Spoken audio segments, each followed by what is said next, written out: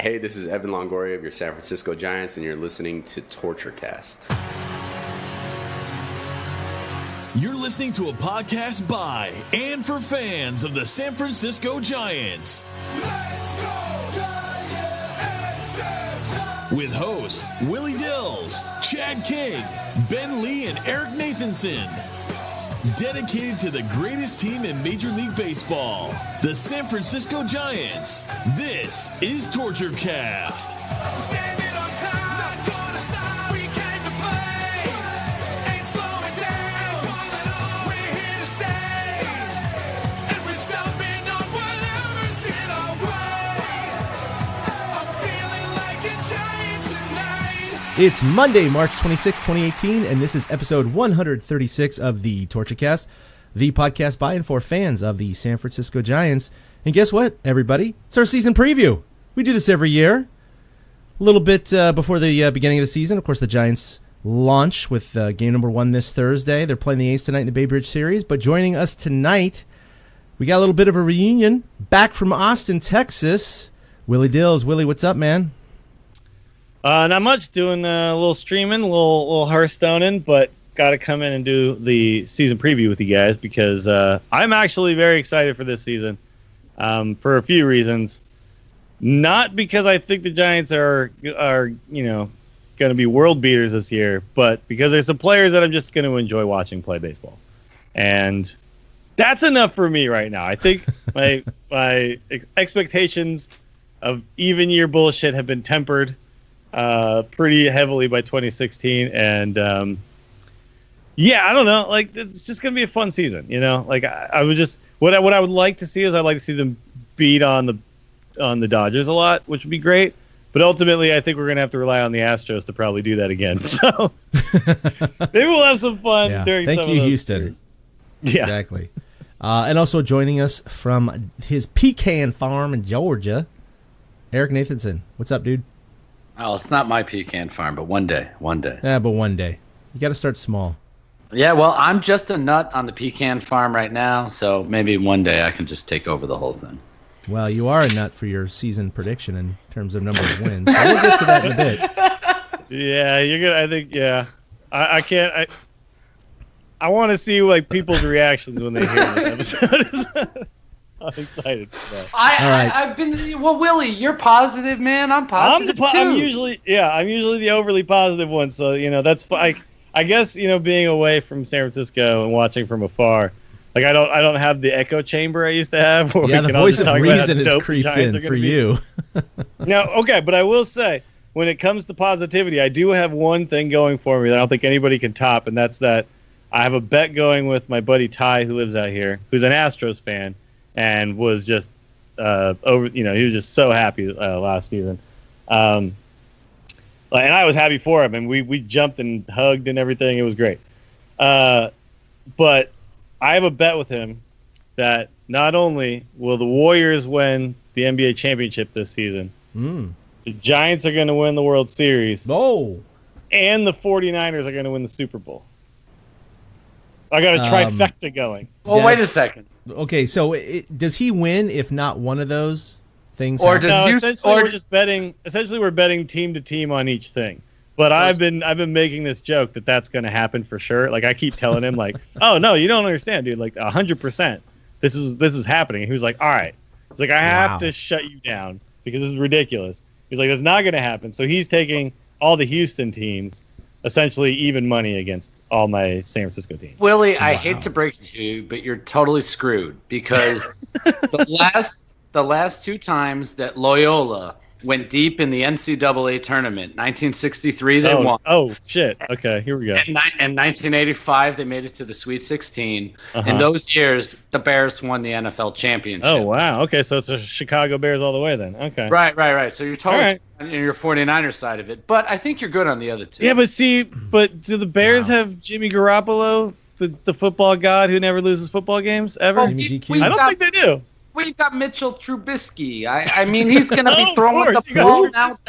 Allen Robinson getting it down the seam there, but the Bears bringing it in. I mean, come on. All right. Okay. Hey, come on now. Fair enough. I'm just saying, like, Jimmy G's never going to lose a football game over the 6-year contract he just got with the 49ers. We're going 16-0. 16-0 every looking season. Good. Houston's looking good this year. We'll see what the Warriors can do with them if they make each other. They face each other. I'm actually really concerned about the one part of the bet I wasn't concerned about now, which is the Warriors part. But all four All-Stars are out now. Curry's going to miss the first round of the playoffs. I know, but look, they're all going to come back strong. Beginning of the playoffs is going to be fine. Yeah, it's going to be fine. We'll see. I believe it. All right, so I know you got to go stream, so let's get to it real quick. We got to address the first thing though before we get to our season predictions, and that is the major news that hit last week. But Madison Bumgarner, as we all know, in his very last start, because it couldn't not be the last start of spring training, his next start was going to be in Los Angeles on Thursday. Gets a line drive back up the middle. He instinctively reaches it to protect his face with his hand, and of course breaks one of the bones in his pinky on his pitching hand. And when he was carted off, or shouldn't say carted off, when he walked off, Hank Schulman and others are saying, well, the trainer wasn't stabilizing his hand, which is a good sign. Maybe it doesn't mean it's broken. Well, no, there's a fracture there. So long story short, he had surgery to put pins in there. Those pins are going to stay for 4 to 6 weeks. He cannot even throw with those pins in, so he's going to have to build up his strength after they're removed. So they're talking about 8 weeks minimum before he's back with the Major League team, maybe even longer. So what are your first thoughts? I mean, besides, slitting your wrist as a Giants fan, what kind of solace can we take in what the team can do to replace him in the interim? Not a lot of solace to be had, unfortunately, because we don't necessarily have just a whole bunch of super dope starters almost ready to go right now. That would have been cool if we did, but we don't. And also on top of that, Samardzija is hurt too, right? So, yeah. And I mean, look, Samardzija being hurt wouldn't necessarily be that big of a deal because obviously, he's a hit or miss starter at this point in his career. But when you lose your number one starter, you would like to say, okay, well now at least we got this guy to kind of come in and maybe help weather the storm a little bit. At least have a few decent starts within the bunch of crappy ones he's kind of destined to also have.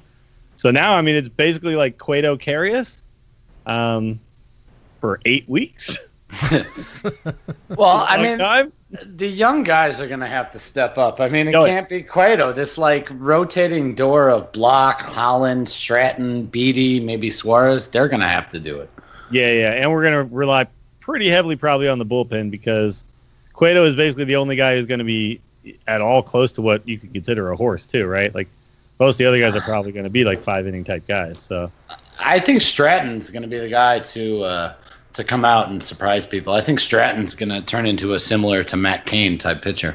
Well, he's a big guy, right? I mean, he's 6'2", 6'3", something like that. And he's got a great curveball. His curveball last season had the highest spin rate of any curveball, and I've never heard that as being a big deal, but I guess that means it moves quicker and tighter. So Stratton's curveball is a really good weapon. And you remember back in the day, Cain was a fastball curveball pitcher. Yep. So he just kind of reminds me of that. And I don't know. I feel like he's going to have the breakout year and be the one pitcher that not makes us forget about Bum's injury, but at least kind of weathers the blow a little bit. We just need to not be in dead last 8 weeks in, I think. The idea here is can we be 7 games back, 6 games back, within striking distance, and that's early to be 6 games back's okay, but without that kind of win every 5th day guy, and the Dodgers being as good as they are, that feels like that's reaching even, right? Yeah, well, the biggest problem I see is not just the fact they're missing their 40% of their starting rotation for the first 4 to 6 weeks or longer.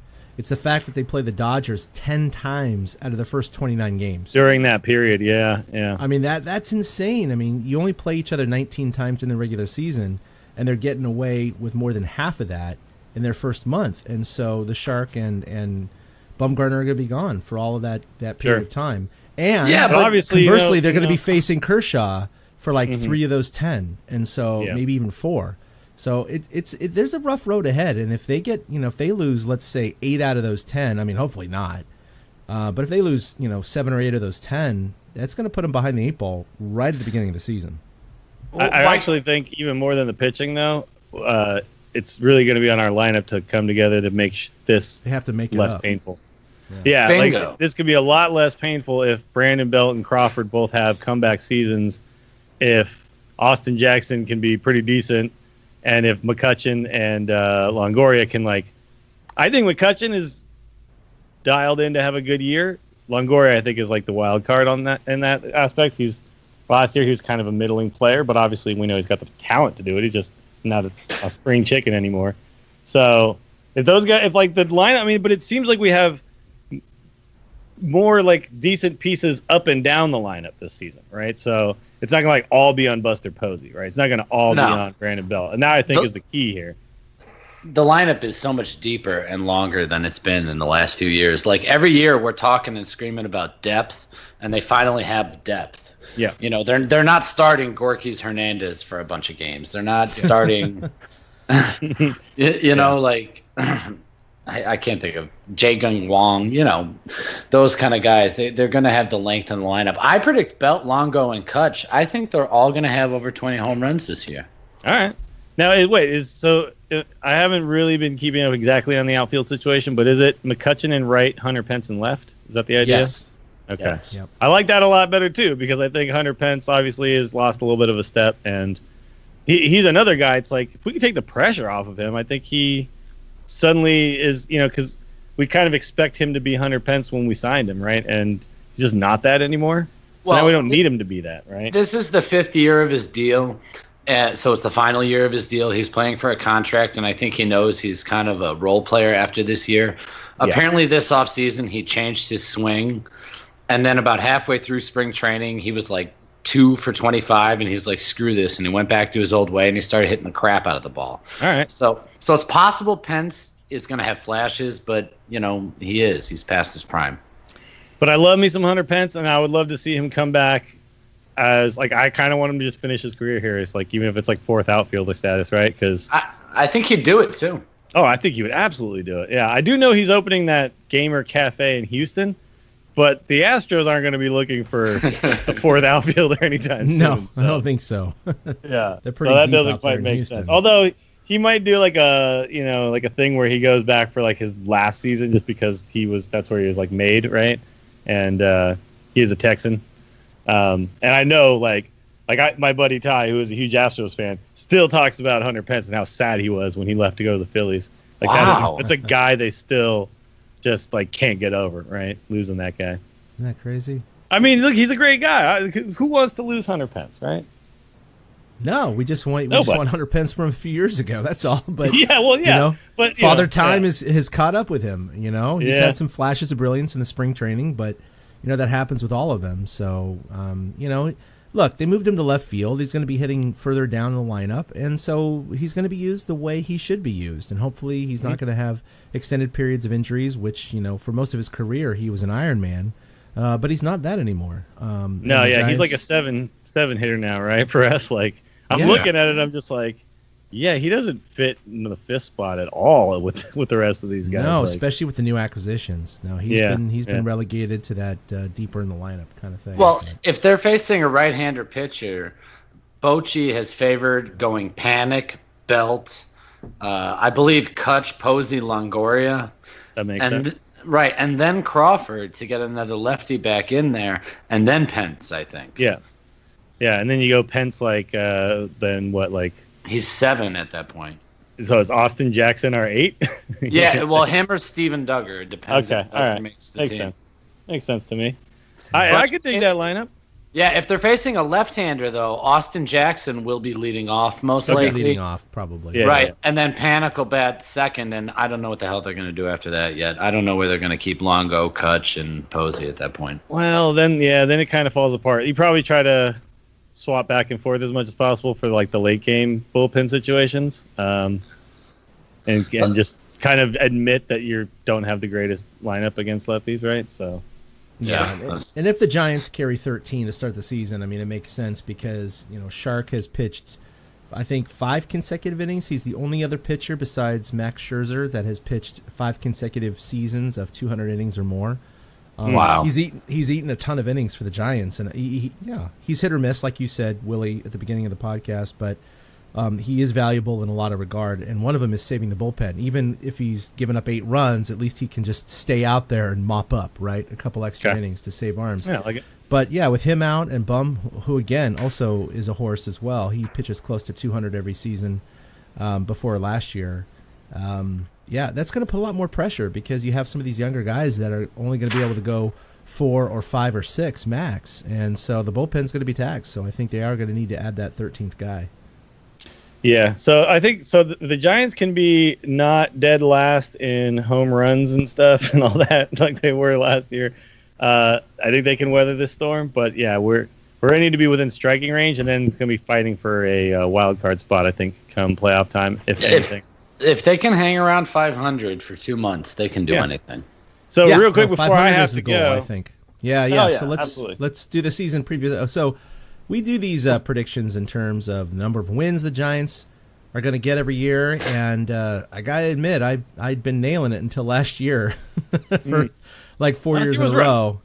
So yeah, last season was rough. I think a lot of people were off, to be honest. I don't think anyone expected 98 losses by this team, but it's kind of an annual tradition where we go ahead and throw out our predictions. So Willie, go ahead. What do you think? So I'm going to give you guys quickly just kind of an overall MLB prediction as well while we're at it. Sure. I'm saying that that the Astros and the Indians are the 2 teams out of the American League, and in the National League, it's probably the Dodgers and the Cubs, but I hope it's the Nationals and the Cubs. And I think the Giants are 78 wins, 79 wins, which means that they are finishing 3rd. So they're not going to make the playoffs then. So they're not going to make the playoffs. Not going to make the playoffs. But I'm also 79 wins isn't going to do it. I'm also that would saying be that amazing. the Diamondbacks and the Rockies, one of those 2 teams is not as good as people think they are. One of those 2 teams is actually going to finish below us. The Padres obviously are like the cellar dwellers this season, but I think one of those teams is going to have struggles that they don't foresee, and I think the Giants are. Yeah, I want to see the Giants. Wait a I want to see second, the Giants break the Cardinals' record. What was it, like 2011 or whatever, when they won 83 games and made the wild card? I want to see the Giants win like 82 or 81 and make the wild card. I mean, I don't think they make sweet. the playoffs but I think 79 is actually in 3rd in the West. Yeah, Weird, just to review, because I know the Rockies and the Diamondbacks are actually like kind of up and comer teams, but last year, just to review, let's see, you guessed you were at the high end of our predictions. You thought 91 winning the West by 2 games. Right. And I was Bumgarner feeling wins pretty the good. Cy Young. Yeah. So, definitely not 91. Definitely did not win the West, and Bum fell off his bike. So that was kind of blown out. So everything fell apart when Bumgarner fell off his bike. So it's not my fault. Right? Okay. No, it's Bum's fault. They already sucked way before that last year. Yeah, but Bumgarner, like, that just killed any momentum. Like, that just killed all hopes and dreams right there. Like, it was it. It was dashed in a moment, right? Well, I mean, they shouldn't have had hopes and dreams. Sure, right. I thought they weren't good going in, so sure. Yeah. But but that's my number. I'm sticking to it. But I'm still also hedging my bets by still betting that they're going to win the World Series against my buddy who's an Astros fan, which is I'm going to lose horribly, but that's fine. It's the nature of being a fan, right? You think that they're going to do things that they're never going to do, and that's fine. I mean, look, they didn't win the World Series in 2016, but they did make the playoffs, so they still have that streak going. Yeah. And what's they really odd is minus one, bullpen complete. Yeah, ninth inning ballpark. meltdown. They were going to take the Cubs to a Game 5, right? So yeah, I know. We gotta beat that. That was maybe a thing. Don't we? And the Cubs are like the de facto best team. So I mean, anything can happen. I'm telling you, it's really weird because the Warriors this year, right? So they won in 15, didn't win in 16. They won in 17, and here we are in 18. And with some of the question marks going in, it's going to be interesting to see if the Warriors don't win the championship this year, it does set them up for an every odd year championship. Oh, yeah, that's right. Okay. And they would have to complete that streak that the Giants did with 3 and 5 if they did not win this year, but they won in 19. Yeah. Wouldn't that be weird? That would be weird. All right, well, fellas, enjoy the rest of the show, and I'll try to make more regular appearances throughout the season. I'm excited to watch this team play, man. I've been having fun just seeing baseball again. You can't not enjoy watching baseball. Even with a bad team, I will watch as many games as I can. They're going to be a fun team to watch this year. Yeah, they will be. They will be. Yeah, I think that with the offense, like they're the team I think could like string together 5 or 6 runs in any inning at all. So that I'm excited for. But anyway, enjoy the rest of the show. I'll talk to everybody later. Peace. All right, thanks, See you, Willie. Willie. All right. Willie Dills making a rare appearance here. He's one of the founders of TorchCast, if you guys don't know, by the way. You can follow him at Willie Dills. So he also is real big on Twitch TV. That's kind of where he's spending most of his time right now. That's his full-time. That's how he's earning his money, guys. So if you want to give him some love, go follow him over at twitch.tv/Willie Dills and give him some love, especially if you like video games. All right, so so he went 79. Last year he went 91. Was quite far off. Let's just review last year. Ben and I were not too far off of Willie, and that's what I was going to tell him before he went off, but we guessed 89 and both thinking the wild card. And then you, sir, were the closest, but yet it still wasn't close. Well, at 84 wins. I said they would miss the playoffs and finish in third place. So yeah. I was the only one I think who said they'd miss the playoffs, but third place was way the hell off. Yeah, no, that's true. I had either nailed it or been within one game each of the previous 4 years. So I was riding a tide, man. I thought for sure 89 was going to be within a game or two, but I don't think anyone was close, to be honest. 64. Who the hell thought the number would be 64? I mean, that's ridiculous. But that won't happen this year. 2018, like we were talking about with Willie, the length of the lineup, it's just almost impossible to lose that many games this year. No, I mean, if they had the same lineup, I would presume last year, because they had their pitching woes. Yeah, I would think they would have been at least 5 to 10 games better. I don't know, though. It's hard to say for certainty. You know what I mean? We're going to have to see how this team does. They were second in runs out of all 30 clubs for spring training. I know it's spring training. We all know this. Plenty of crappy teams have led the league in runs before, but at least it's not a bad sign. That's what I can say about it. I can't say that, that's how the regular season is going to turn out, but I can say that that's a not a bad sign. Well, it's nice that they're hitting. That's part of the reason why. I mean, should we jump back into our win total predictions? Yeah, I was about to say you had the low ball of 84 last year. You were the closest again. If we were playing darts, you're still in the outer circles. But, hell yeah! But you're closer to the bullseye than the rest of the three of us. So nobody thought that. I mean, really, nobody thought they were going to be that bad. I was still 20 games off. I don't know how many wins they have. Was it 98? 64. So... Yeah, so 64 wins. Oh my God, isn't that crazy? You said 84. 20 games Oh man, 20 games. Right. They were over 40 games out of first place last season. It was the second largest deficit they ever had in history, and the other one was back in the early 1900s. So it's not even close how bad they were last year. Yeah. The month and a half of baseball they would have had to play and one straight to catch up. That's just not going to happen. That's ridiculous. All right, so what do you think this year?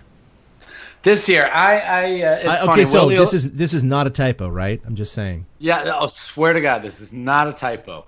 Willie alluded to me being a little happy this year, and I'm going to stick with it. I think the Giants are going to win 96 games, and I think they're going to win the World Series. I think they're going to win the NL West and the World Series. Wow. I think they're going to beat the Cubs in the NLCS and beat the Yankees in the World Series. This is shocking. This is like, have you been drinking too much tonight? Are you altered in any way off of any substance? Are you in love? Did your puppy do something to you? Did it lick your face with some acid? I mean, what's going on? Literally all of the above, aside from acid. I think the Giants, and here's the thing. Bumgarner's injury sucks. And and I know it seems like a season ender. I mean, you wrote about it, how much of a gut punch and a season ender it could be. But the lineup that they have, Arizona was not a mirage. Spring training was not a mirage. I think they're going to score runs and continue to score runs. I think guys like Stratton and Duggar are going to step up. I think Mac Williamson is going to take over the left field role by the end of the year. I think Pence is either just going to slow down or get injured. I think Belt, Longo, and Kutch all hit over 20 home runs. And I think that Duggar wins the Rookie of the Year and the Giants win the World Series. Wow. That is like, man, you need to go to Vegas. You need to lay some odds out on that, man. I also, Posey and Panik, they'll battle for the National League batting title. Uh-huh. And I'll give you one piece of information. It didn't necessarily play. Maybe it played in. Who knows? But somebody dug up on Reddit that when the Giants win during an even year, the digits in the number of the year add up to a prime number. And that is why they didn't win in 2016. Well, it's 2018, and those numbers add up. Yep, those numbers add up to 11. 2018 add up to 11, my friend, and that's a prime number. Oh, my God. So the Giants are going incredible. to win the World Series this year. They're going to weather the storm of Madison Bumgarner going out. 3, a prime number, 5, a prime number, 7, a prime number. Those are the 3 championships. Right. 9 is not a prime number, of course. Okay, I'll take 11. Right, I'll take it further. This is the last chance, because after this year, they're not allowed to win during an even year until 2030. That's the next prime number of the even years. Because after 2018, it's 2020, 2022, 2024. And 2020 is going to be 4. Yeah. Right, and they're all straight across even numbers. 2022. They're always even numbers until 2030 is back to 5. Right. Oh, I get you. That's the first chance you have for another prime number. So, 2018, the digits add up to 11. Psh, there you go. Prime number reasoning from Eric and the I blog mean, he read. I give amazing. credit to Reddit somewhere where I found that because, it's obviously stone cold lock. Obviously. Duh. Yeah, absolutely. No, but I do. I think that the Giants are better than people think. I think that this is very much like the 2010 team, but a little better. They don't need the late season additions of a Cody Ross for this team or a Pat Burrell. They already have those guys in the lineup. They have guys better than that in the lineup, to be honest. And Bumgarner will have missed basically a year over the last 2 years. So think about how fresh he's going to be for the final 4 months of the season. That's true. Samardzija, maybe his velocity will come back up when this pectoral muscle calms down. He'll be able to eat up innings. I already told you I think Stratton's going to turn into a Matt Cain and become a horse. I think Derek Holland is going to surprise us and have a pretty good year as a starting pitcher. And I think it just all adds up to a veteran team that knows how to get it done, that continues to move the line at times and have shutdown innings when they need them. So the Giants are going to win 96 games, and they're going to beat the Yankees in an old school World Series. Absolutely incredible, dude. I mean, I hope you are right more than anyone I've ever hoped for in terms of predictions. I want to call you Nostradamus. I want to call you a season lock. I want to call you the prophet. But, yeah, I don't think that's going to happen, dude. Well, that's the thing. I'm looking at your number right now, and I'll say this. We're very far apart. We are very far apart. But think about this. We're as far apart as my prediction last year and their actual win total. Oh, God, isn't that sad? That is, though, because one's positive and one's like, damn it. So last year, of course, I went with 89. You went with 84. So we were 5 games apart, but you were on the lower end. Of course, you were closer. Still 20 games off of their actual win total. So this year, I've never in our my first season preview on this podcast was 2012. So this will be my 6th season preview. Yeah, 6th season preview. The previous 5, I've always been above 500. I think my lowest ever was an 84, but most of mine are around 88 to 92. That's where kind of my range has been, and I've nailed 3 out of 4 years, and 1 year I was off by 1 win. I was so into it. I was like, why am I not going to Vegas? Because they have the over and under win totals. I would have won every single one of those years. This year, I got to admit, my expectations were already pretty low, despite the lineup changes, which, again, I'm hopeful. I'm hopeful, like you just said. I think it's possible the Giants' offense is going to actually mitigate some of their pitching deficiencies. But at the same time, I just don't think they necessarily have the depth. Not that they had it last year, which was very apparent. And their pitching isn't that great, even with Bum and the Shark in there, just for a myriad of reasons. But I tell you what, man, back-to-back days when the Shark was down for 4 to 6 weeks and now Bum's out for 2+ months, that takes 40% of their 1 and number 3 starters away for the first month to 2 of the season, in which 10 of their games are going to be played against the Dodgers.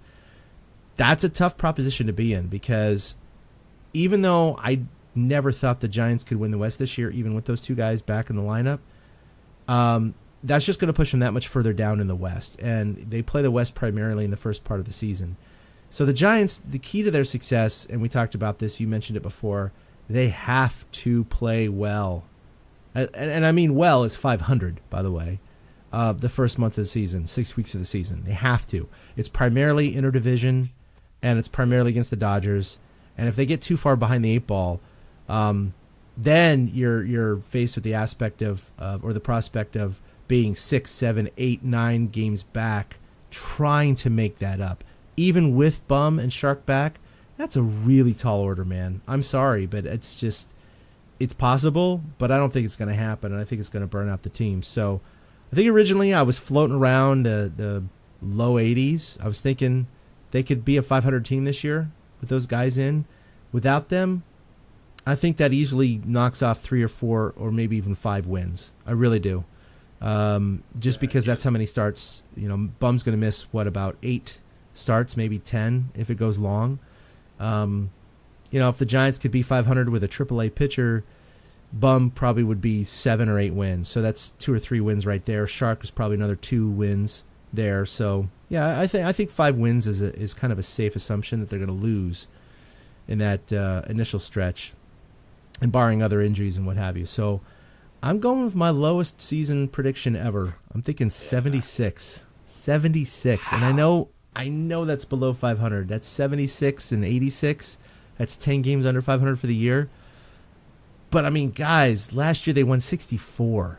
I'm sorry, 60. Said 64. Oh, yeah, it is 64. No, you were right. 64. That bad. Yeah. I wanted to say 68. 64 they were that wins, bad. guys.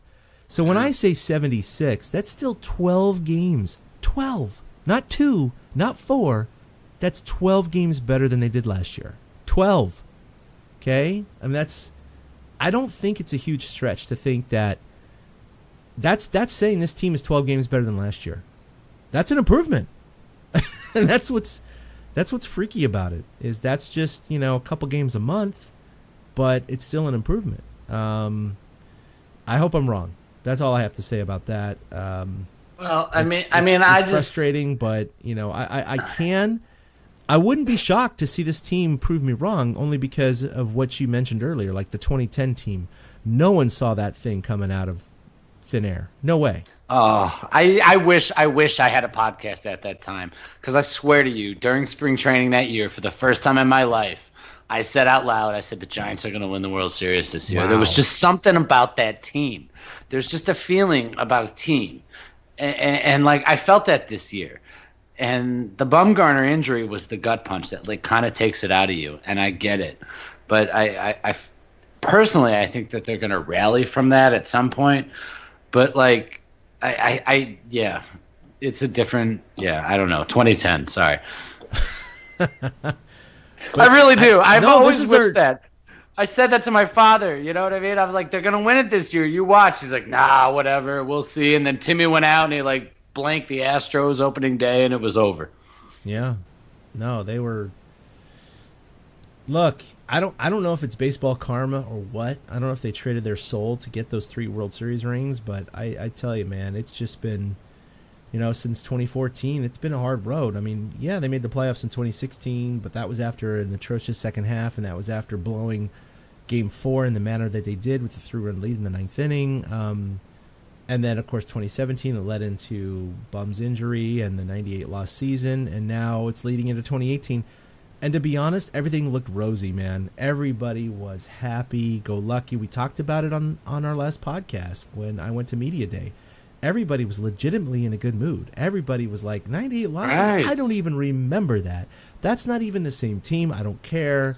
We're going to be fine. And it's just a weird, cruel blow when right before Arizona camp breaks, both the Shark and Bum go out in back-to-back days. And I don't obviously believe in karma and religion and all that stuff, but at the same time, you just kind of go, maybe there are baseball gods.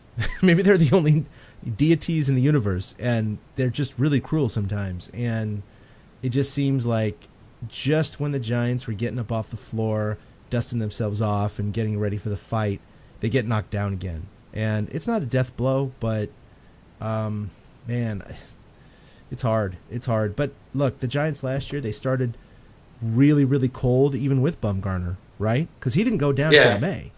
So they had the first 5-6 weeks of the season. So, well, he went down April 20th because was it the 20th? Oh God, it was 4. Yeah, it was. So it was only 3 weeks into the season. It was. Yeah. That's right. It was 4/20. But they weren't that good. They really weren't that good before then. No, they started off cold, and I think that's the key to the season.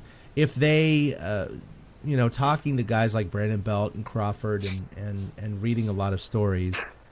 There were a lot of players who, after Bum's injury last year, really kind of got down and out on it. Not only because they were performing poorly as a team, but then Bum goes down and it just kind of snowballed from there. And they're professionals and it should not affect them in that way, but a few of them admitted that it was hard, not to think about those things. This year, I think the same blanket could be over the team. I think it just depends on how they're going to respond. And I think if they respond well and perform, at 500 or better, I think that's going to help to kind of brush that injury off their shoulders. And they're not going to think about Bumgarner until he comes back.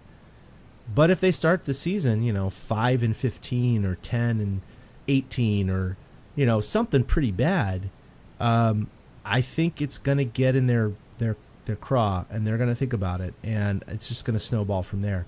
That's what they have to avoid. They have to just focus on the assets they have.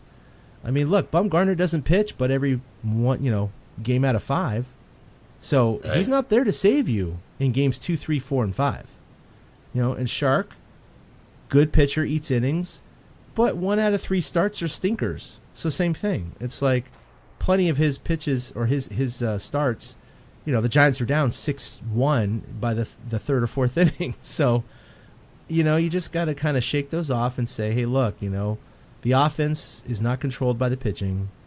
We just got to do what we got to do and try to stay in the game. If we need to score 6 runs a game to have a chance, well, that's what we need to do. And they need to eke out those runs because God knows last year was a struggle. I mean, they lost a ton of games like they did in 2010, 2-1, 3-2, 4-3, 2-0. They were shut out more times last year than they had been in the previous 20. It was a rough year offensively.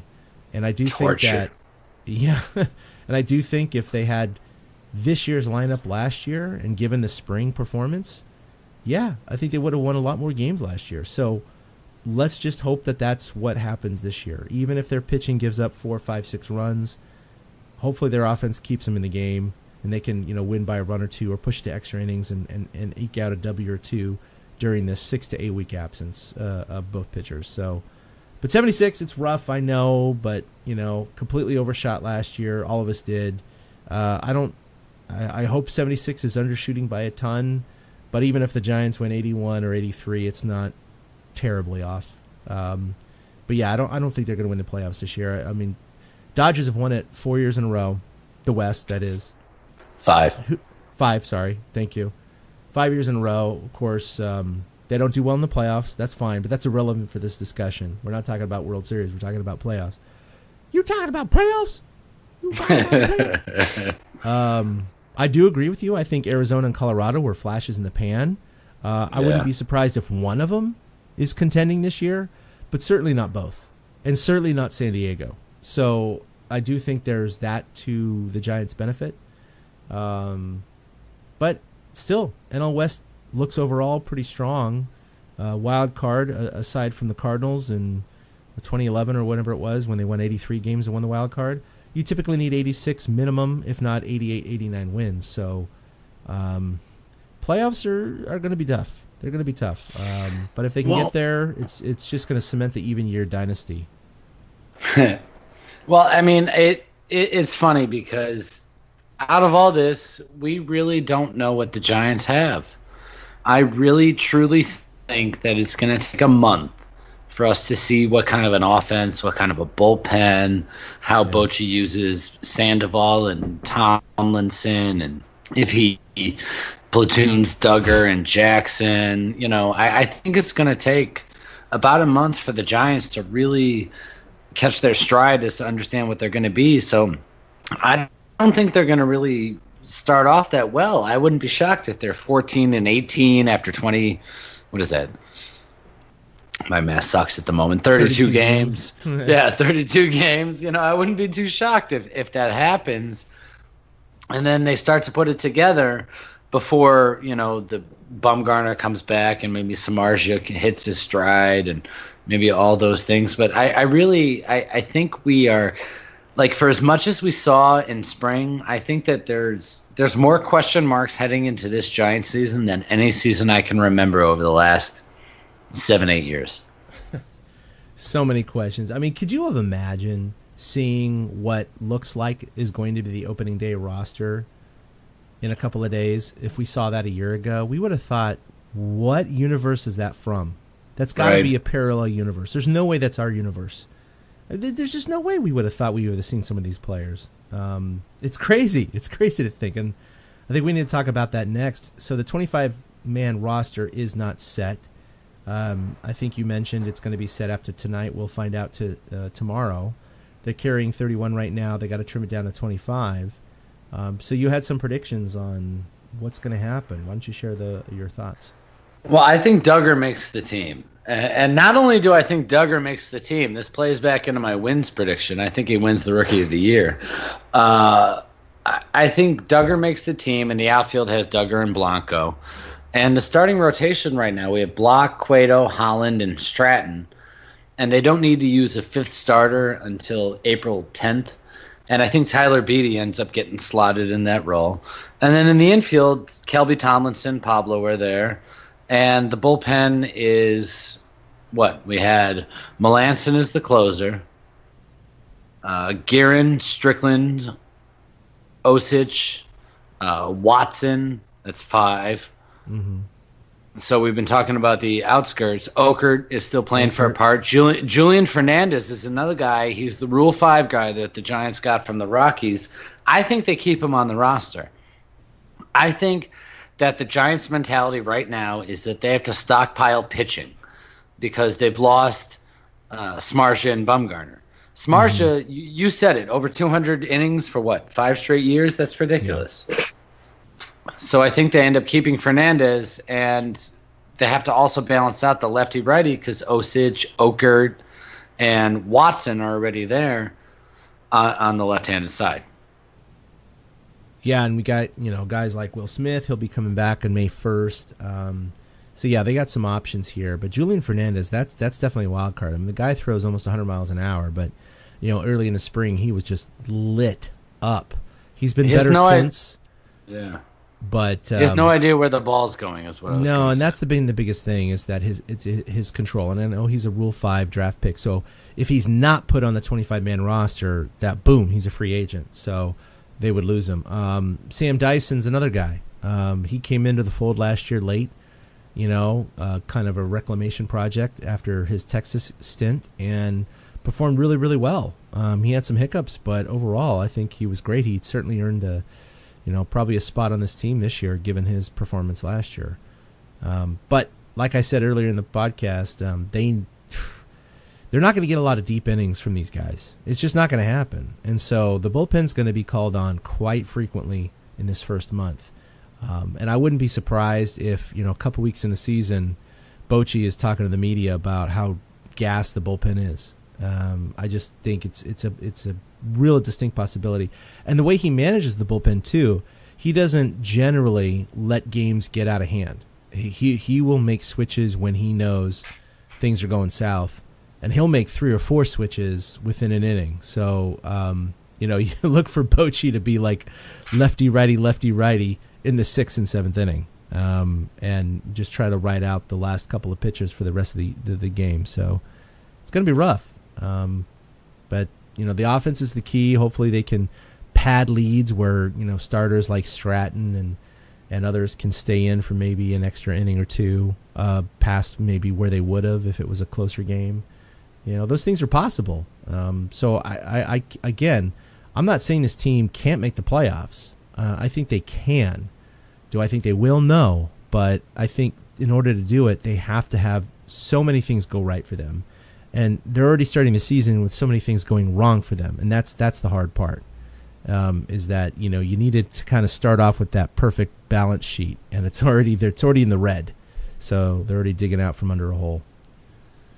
There's nowhere to go but up. That's there you go. Nowhere to go but up. So, let's see. We talked about final 25-man roster. Jarrett Parker, of course, looks like he was cut very quietly, by the way. Well, they just showed it on the broadcast. Holland took his roster spot. Yeah, Holland took his roster spot because he's going to be starting behind Johnny Cueto. It's going to be Ty Block against Clayton Kershaw on Thursday. That's going to be fun. And look, Ty Block, I mean, he ended the year not so great last year, but he had some phenomenal starts at the beginning of his 2017 campaign. So he's not pitching against Clayton Kershaw, meaning it doesn't matter what Clayton Kershaw does. He's facing the Dodgers batters, and they're minus Justin Turner right now, so you never know. I mean, he could shut him down. He could allow 1 run over 6. It's very possible. Well, he's also he's hitting 600 against Clayton Kershaw, so Ty will just take care of it himself. There you go. Yeah, I still got a hit off of Ohtani, I think, a couple weeks ago, which was interesting, and he struck him out too. Yeah, we'll see what happens there. So it's always possible, but with Clayton Kershaw pitching against the Giants 3 or maybe even 4 times in the first month, the prospect of winning 1 is like, yay! Winning 2 out of 4, probably not going to happen. So we'll take what we can get. That's going to be rough. Johnny Cueto, who looked good last night in Oakland, is going to be pitching number 2. Looks like Derek Holland 3, and then Stratton 4, and that's what they open up with, right? 4 games against the Dodgers. Yes, and then a day off, and they come home and play Seattle. Yep. Yeah. Then the off day, which you said they don't need the 5th starter. Then they can reset with Ty Block against Seattle, and then Cueto. And I think that's only a 2-game series. And then boom, it's a 3-game series against guess who? The Dodgers once again at home. So they got 7 of their first 9 games against the. Oh. It just sounds bad, doesn't it? 7 out of the first 9? No, because what if they win 5 or 6 of these 7 games? What if they win 4 of these 6 or 5 of these? Totally right.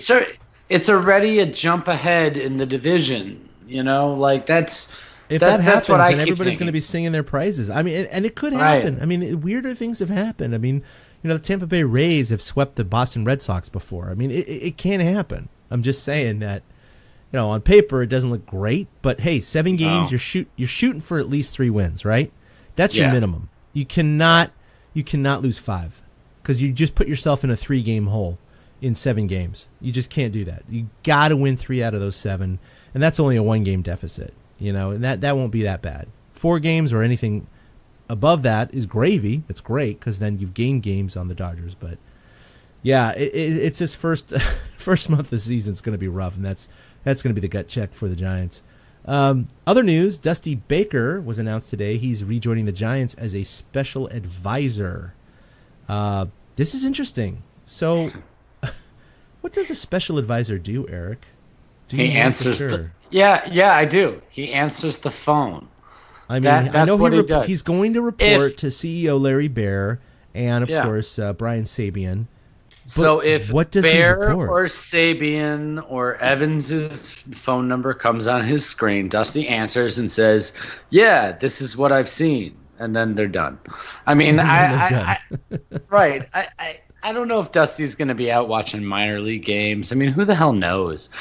Special advisor, really, the special advisor role is really, bottom line is it's a guy that the GM or the president can bounce things off of. That's what he's there for. That's it. He's a guy that they can bullshit with and try to work through the problems that are going on, or just try to find new ideas.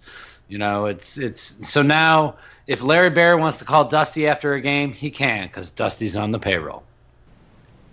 I always wonder with those guys. Well, you know, you see these ex-players and ex-coaches become special advisors or special scouts or whatever. Do they roll into the park, you know, 8 to 5 or during game days? No. Do they sit in an office and answer phone calls and type email? I mean, I don't think that's what their life is like, right? No, they watch games. Certain guys are specifically watching advanced games. Certain guys are watching the minors games. And certain guys are literally sitting at home on their couch watching as much baseball as they normally watch and getting paid by a club to tell them what they think. Could you imagine having that job? I'm just saying, like, if you're paid, you know, ridiculous amounts of money, because he's clearly getting high six figures, if not more. Right. To just sit at home or maybe go to the park every so often and just watch baseball and then, like, answer questions. I mean, I don't know. It seems like a pretty low pressure job because, yeah, you're not a manager. You're not the general manager. You're not even a scout. I mean, you're just like, yeah, you want some advice? Yeah, okay, do this. All right, whatever, you know. That's the job. That's the job. That is, I trust this person's opinion. That's the job. Now, of course, Twitter was relentless on its admonition of Dusty Baker saying, "Oh, great! Now the Giants will never win a World Series again because he's going to hand the game ball to someone." But people, don't worry. Dusty's not managing the games, man. I know. Dusty's great. He's a great talent evaluator. He's great at talking to players and understanding what players need. He just sucks as a manager. He's horrible at in-game management. So as long as he stays away from that part of the Giants, they're fine. Don't worry about it. Because Dusty, he's just one of the worst in-game managers I've ever seen. He doesn't know how to manage a bullpen. He doesn't know at the right times to make switch. I'm sorry. I'll never think Dusty is a good in-game manager. But, you know, getting the most out of talent and identifying talent, Dusty's pretty good. Yeah, I love the guy, but, man, you could just count on your, you know, both hands how many times he screwed various teams in the playoffs. Yeah, with it's not making just decisions the Giants that he made anymore. or non-decisions that he's made. It's just Giants, Cubs, and Nats. He and screwed. Nats. Oh wait, and the Reds. I'm sorry, 4 franchise. It was the Reds who the Giants played in 2012. Right. It was Dusty's Reds who were up 2-0 on the Giants, and they blew that. So, thanks, Dusty. Oh wait, it was the Nats too in 20. Oh. Sorry, cruel. That was Matt Williams, another ex-Giant. A new A's bench coach. I know, right? Matt Williams, A's best bench coach. Doesn't make any sense. So last year we asked the community to send us your predictions in terms of how many games the Giants were going to win last year. And I just wanted to go ahead and review last year's preview. And it was pretty funny. First of all, we had about 20 submissions last year, a combination of Facebook and Twitter, and the average win total from all of your submissions was 95.3. 95. Oh.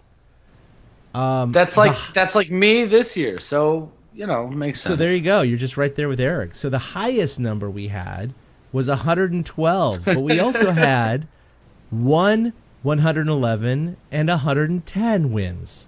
So we had 3 of those insane outliers. We had 3 predictions above 100. We had a 101, 102, and another 101. And then we had pretty much everybody was in the 90s. The lowest we had last year was 83 out of all of our predictions is 83. We also had 100, 103. Yeah, so 83 was our absolute lowest. Average 95. So not one person got close last year, but then again, neither did we. Eric guessed 84. He was the closest and still was 20 games off. So this year we asked again. Granted, it was only 1 day of warning for you all, but we got a good dozen submissions or so. So I'm going to go through those right now.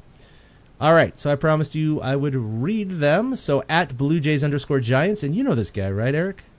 Yeah, this is a buddy of mine. This is a good friend, Chris Corbett. He and I actually used to host a podcast together back in the day on Around the Foghorn. Oh, that's right. Yeah, and we were talking. I'll take his. Chris apparently is as delusional as I am, and thinks that the Giants. And you know what? God bless him, because maybe I should be Canadian, because that's what Chris is. He thinks they're going to win 88 games. He said that it is his original thought, and that he's not changing it after the Bumgarner injury. And Chris and I were talking the other day. And he says that he still trusts the offense, very similar to me, which is funny. And that the two injuries hurt, but that they give some of these young guys a chance to show if they actually have it. And he's also a big fan of Stratton. So, Chris, I just want to say thank you for backing me up in my delusional phase. I appreciate the help. Chris thinks that the Giants are going to win 88 games. He didn't mention playoffs or World Series, but we're just going to pretend that Chris picked them to win the World Series, too.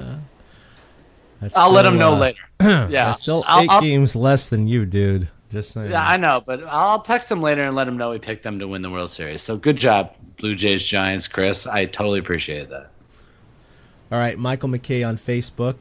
I know this guy. I've met him several times. He's a long-time Giants fan, is always at the park, and a long-time listener. He said on Facebook, "Oh, man, I want to be optimistic and say 86 to 90, but realistically, I will say 80 to 84. So, yeah, it's one of those things where he's expressing his hope and dreams as a Giants fan, getting to that wild card benchmark of 86 to 90, but realistically, he's thinking around, maybe 500, maybe a little above, maybe a little bit below. So I think that's pretty realistic. Over on Facebook again, Carl, sorry if I mispronounced your name, Carl Ingermanson or Ingermanson, something like that. What do you think, Eric? What do you think that is? I think it's got to be Inger. Ingermanson? Anyway, says 81, they will make the playoffs, ... but not this year. So, well, what year are they going to make the playoffs, Carl? Be more specific. What year? Are we talking like 2024 or like exactly. 2019? But Come not on, this Carl. year. We demand I answers. think you can say that about any team, right? They will make the playoffs, but not this year. It's like, well, like the Phillies are going to make the playoffs, but not this year. Mm-hmm. Although they might, so forget that. Man, you guys with your names I can't pronounce. Ron Basai, I guess. I'm gonna say B-A-S-Y-E. Basie. Basie or Basai. Sorry if we're hacking that up, man. There's no phonetic pronunciation here. He says 92 wins. So another lofty goal there. Robert Hickman, also on Facebook, says 72. He's the only one who, well, no, I guess there's one more, but is lower than me. So he's thinking lower than me, 72. But again, that's still an 8-win improvement from last year. Anything's an improvement of last year. Right. Now, I haven't seen a single thing close to 60 wins or anything like that. Right. They're going to match their win total from last year by August. Oh, I hope so. God knows. We'll see. If they don't, they ain't winning 96 games. We'll see after. You know what? 96 is going to be pretty obvious as it being a possibility or not at the end of April, I'd say. Well, I don't know. If they're 500, it's still possible, right? But if they're like freaking 12 and 18, it's not happening, dude. It's not happening. Well, I don't want to interrupt the flow of these the fan predictions, but like the only way that they can win more games than the Dodgers are so good that I had to come up with a number that would be better than what the Dodgers. I still think the Dodgers are going to win like 95, 94 games and be like right behind them, Yeah. So like I had to come up with a number that I felt was realistic enough to beat the Dodgers. And so 96 is why it's so high. Well, if they take all 10 games, then I'm thinking it's possible. We'll see. Let's see. Max Rosito says 85 to 90 wins, wild card entry at the very least. So another positive listener there. Ken Garner, 86. BJ Martin, also on Facebook, 88. Another high total. Russell Smith also says realistically 75 wins. So that's kind of right in line with my 76 with no playoffs. But optimistically 85 wins and playing the wild card game. So he's thinking maybe they can sneak in the wild card at 85. I think 85 is a really low number, especially with the parity in the league today. I think 85 is really rough to ask that wins the wild card because, again, that's really only happened one time at that number or lower. So you really need to shoot for 86, 87 or higher to make the wild card. Michael Wells says, I'm going out on the line here, 88 to 90 with the postseason by way of the wild card. So, yeah, that would be in the wheelhouse of the wild card. And then back on Twitter at Ringmaster2015 says 83, so a ho-hum mediocre year. And also on Twitter at Bryn Davies says, even with Bum and Shark missing the start, I'm looking for a big improvement on last year's farce, but pitching an obvious concern, 79 wins with a slow start. I gotta give Bryn credit here because he acknowledged that 79 wins is an improvement over last year. Mm-hmm. Just like you've acknowledged that anything is an improvement over last year. So, as far as we all make our wild predictions, at least Bryn recognizes that, they were shite last year. Yeah. I mean, there's no way this team is a 98-loss team. I think we all are confident in that. But, again, even shooting for 79 is still a 15-game improvement over last year. That's a lot. It's not like, we had 5 bad luck starts and we really should have only lost 93 games. It's like, no. You lost a lot more than just bad luck. I mean, bad luck definitely had a factor in it, but there were definitely just long-staying principles throughout the entire season that made you lose that many games. So, namely, lack of offense and the bullpen just blew up. I mean, how many games did they lose, after the 6th inning, 7th inning? I mean, it was an ungodly amount. So, again, that's why missing those guys in the top of the rotation is really going to hurt because it taxes that bullpen and it puts more pressure on them, and they're exposed for longer. So if you have a guy that blows a lead in the 6th inning, well, it's a 6th inning, but if Bum was pitching, maybe he would still be in there. So we'll see what goes on. And then rounding it out on Facebook, Ryan Leong, our old friend, I see him all the time covering Giants games at AT&T Park. He says 80. So shooting just around 500 there. So definitely a lower average. I haven't added it up, but nothing crazy except for Eric's total. I have the highest total. You had the highest total of anyone. That's what's Even crazy. the fans, and last year we had 5 or 6 guesses above 100. I mean, that's when we saw those last year. Even we were like, yeah, y'all drinking crazy juice, man. That's just like, that's not going to happen. But, no one was even close last year, no matter what. Only one guy picked less than the 84 that I picked last year. So last year I had the lowest of everybody, and this year I have the highest of everybody. Yeah. So you should all take that as a positive, because I was right last year. Sort of, because I was still off by 20 games. So it's a positive this year. So, last year you're right, there was an 83 last year. Yeah, that's it. It's the only one that was lower than my 84. So this year, trust my 96. If it's not 96, it's gonna be 98, obviously. Oh, clearly. No, you're gonna be 20 games in the other direction. They're gonna win 116. They're going to break the regular season win total record. Watch out, 2001 or 2000 Mariners? 2000 Yeah, it's 2000 or 2001. I don't know. It's one of those. They won 115, I believe, with Ken Griffey. No, they won 116. 116. Oh. Yeah. And then lost in the first round. No, second round to the Yankees. Round? Yeah, to the Yankees, because Clemens. I remember it was the Yankees for sure. Yeah. Clemens threw like maybe you're right. Maybe it was the first round. Clemens threw like a 16 strikeout, like 1 hit shutout or something like that, and the whole series was over. I thought it was 2001. I could be wrong about that. 2001. No, it was 2001. No, Really? The Seattle Mariners' 2001 season was the 25th since the franchise's inception. The season saw the Mariners obtain a record of 116-46, tying the Major League record for wins set by the Chicago Cubs in 1906 and setting the record for wins by an American League team. Wow. Of those wins, 59 were by 4 or more runs, a record for the number of games won by such a margin. Wow, that's crazy. It's they Griffey, did. You're right. They did Edgar. defeat the Indians in the DS, but they lost to the Yankees in the championship series. So there you go. Crazy. Well, 116 that's what wins. That's what the Giants have to live up to this year. Those Mariners. Good old Mariners, which they play actually in games 5 and 6 of the season, which is really odd to play the Dodgers, the Mariners, and then the Dodgers again. Very odd combination. I'm hoping to go to one of the Mariners games. We'll see what happens. Oh, that's good. All right, so I think that's going to about do it for our season preview. A little less, pomp and circumstance we used to have way back in the day when we were younger and we were all living together and didn't have families. We got together with many other personalities from the sports broadcasting community, including a lot of people you would recognize. We'd get together at a bar and do it live. We're doing it live! But unfortunately, times have changed, and we got to do this all kind of, over the internet. It still works. It's still good. I hope you still enjoy it.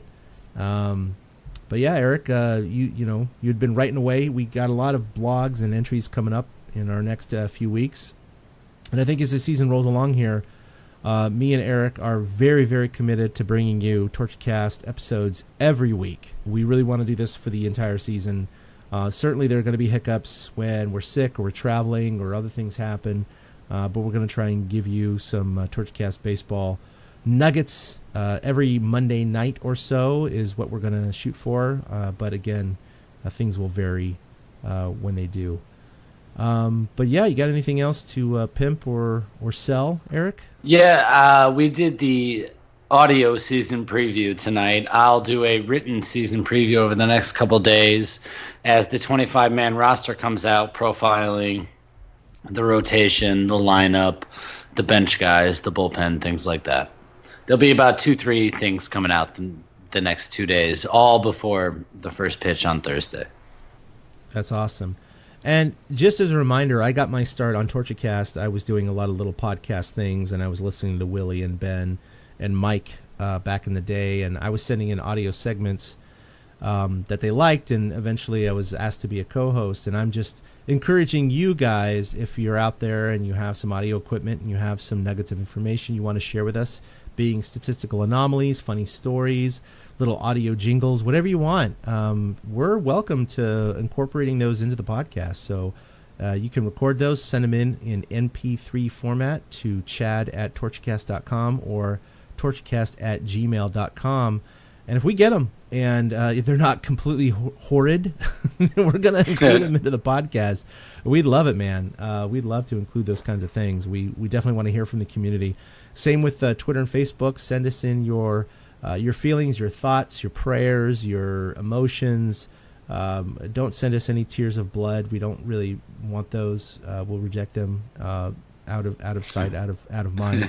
But send us what you want, and we'll go ahead and read those on the air as well, just like we did tonight with our season preview. So thanks. I mean, we got to ask more questions too, because clearly when we ask questions, the community responds. So we'll be sure to be more active before we record to get your feelings on certain happenings and topics for every week that we're going to record, because it definitely means and provides an engaging podcast and an episode for you guys. So you can follow us collectively on Twitter @TorchCast, or you can like us on Facebook, facebook.com/TorchCast. You can follow us individually, myself @ChadK21, Eric @2OutHits, that's with the number 2.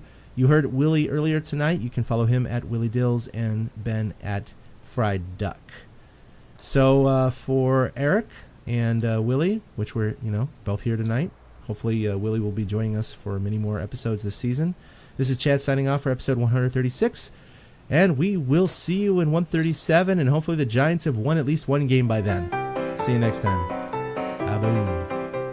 A big thank you to everybody for listening to the TortureCast, the podcast by and for fans of the San Francisco Giants. Follow us on Twitter at TortureCast. You can also like us on Facebook or check out our blog at torturecast.com. I also want to say thank you to Ashcon and Bailey for letting us use their song Feeling Like a Giant for our intro. For Ben Lee and Chad King, my name is Willie Dills saying, we'll see you next time.